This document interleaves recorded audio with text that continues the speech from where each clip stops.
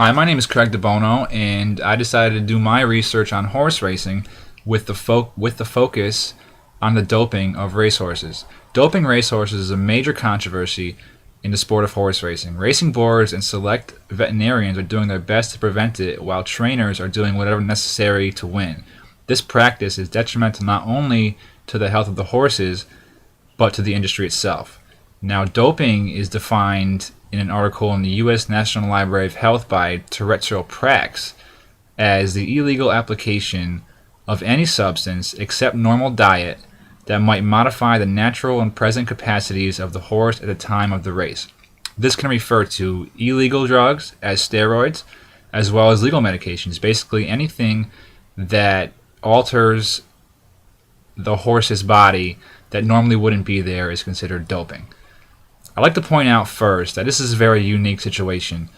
The horses have no say whatsoever in what is put into their bodies, steroids, medications, anything, while in other sports, the humans, know what they're putting into their bodies. They choose to do that, while these horses are basically defenseless, and I think that's pretty close to animal abuse and needs to be stopped.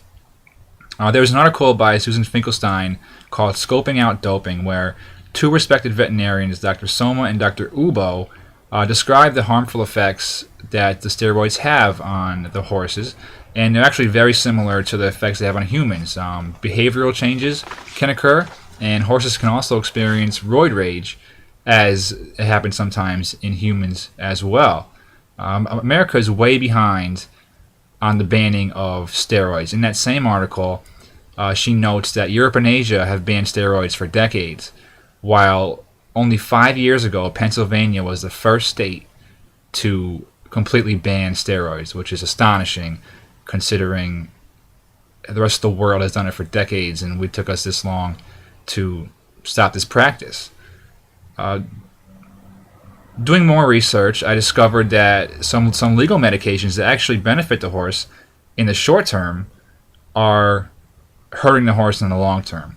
Medications that mask something that's going on for a race or two, but then show up. It doesn't mask it forever. And this is a hot topic right now in horse racing. Some horses actually bleed when they race, and there is a medication called Lasix they are given to help them not bleed.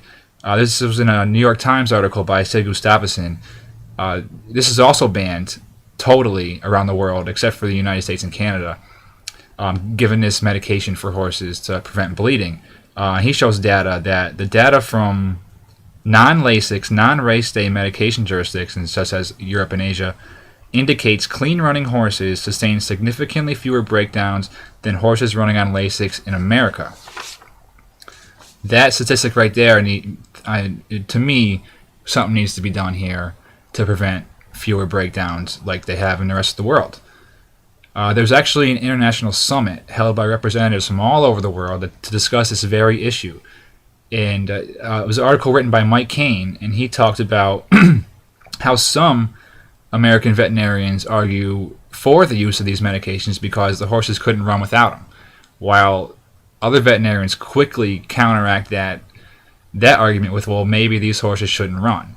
And I happen to agree with the latter, that if a horse isn't fit to run, masking it with a certain medication is not the right answer. The horse needs to rest or retire.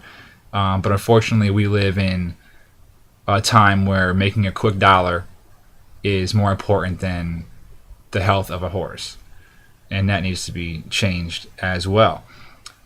I've talked about the dangers of doping horses. Now I ask, how do these trainers and veterinarians continue to do this, knowing the possibilities of what the side effects are going to have on the horse?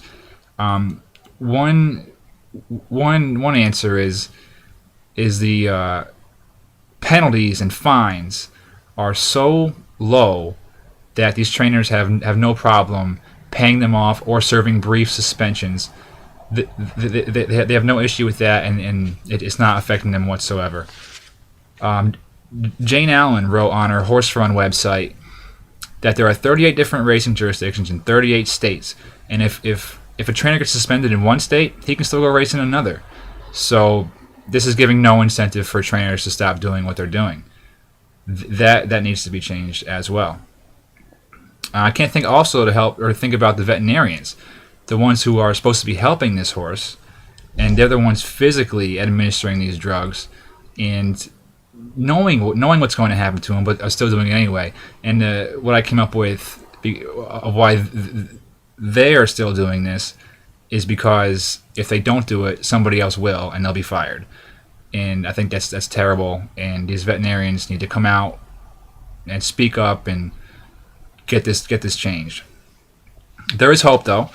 There was an article in the Daily Press written by Dave Johnson stating that there is a bill in Congress titled the Horse Racing Integrity and Safety Act of 2013, which hopes to mandate race day medications in horses. Now, I hope that happens, first of all, and then it creates a domino effect, which mandates a nationwide policy on suspensions, fines, and maybe total bans, maybe one offense, and you're banned forever.